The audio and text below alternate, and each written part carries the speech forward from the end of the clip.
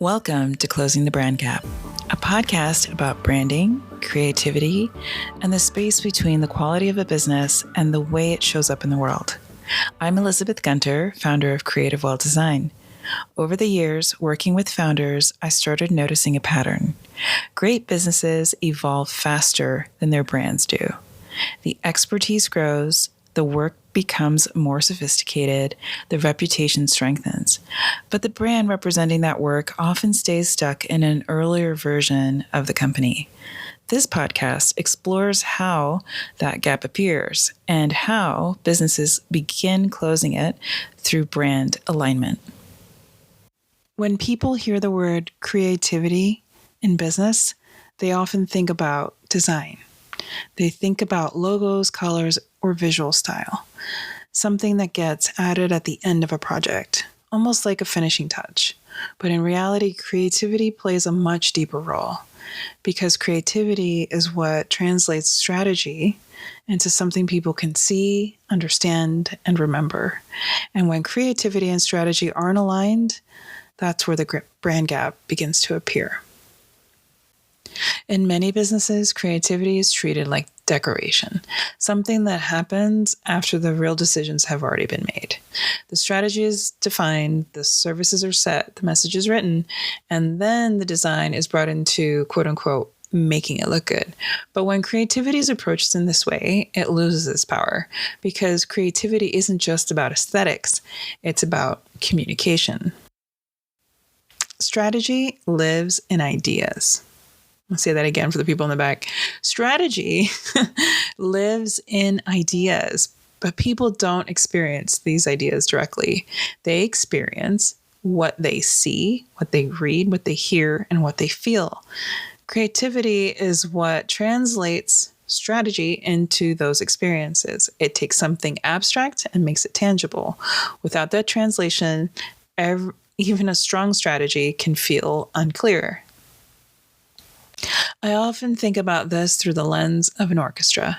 Imagine a group of incredibly talented musicians. The violinists are skilled. The brass section is powerful. The percussion is precise. Every musician knows their instrument. But imagine there's no conductor. Everyone starts playing.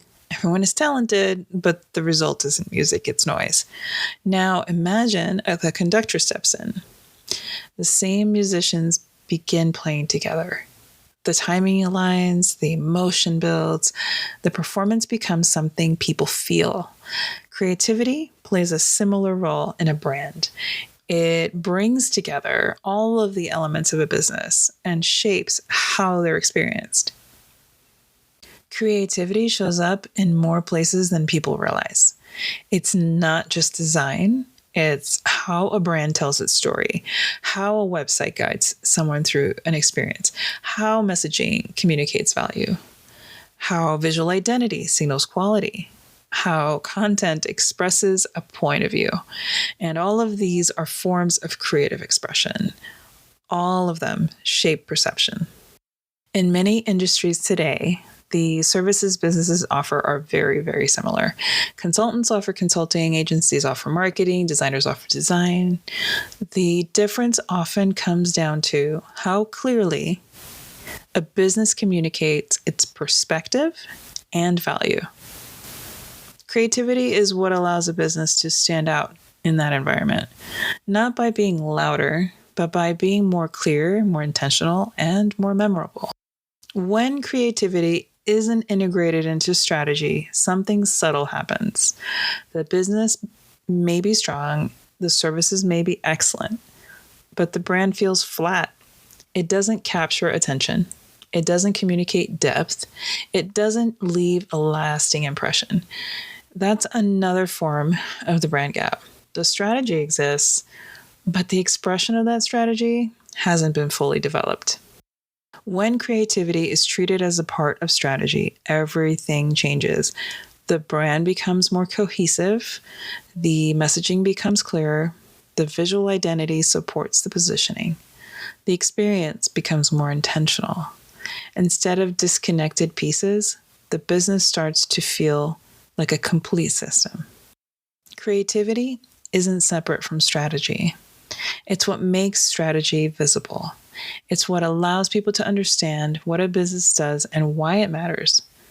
And when creativity and strategy are aligned, the brand gap begins to close. I've seen businesses with incredible strategy that never quite lands because it isn't expressed clearly. And I've seen businesses where a beautiful design that doesn't hold up because it isn't grounded in strategy. Both sides matter, but it's a combination of those two that creates something powerful. Thanks for listening to Closing the Brand Gap. If this idea resonates with you, you can subscribe for future conversations about branding, creativity, and the process of aligning a brand with the reality of a growing business. We're going to get into it. And if you'd like to learn more about my work with founders, you can visit our website at creativewelldesign.com. Until next time, great businesses evolve faster than their brands do. Closing that gap is where alignment begins.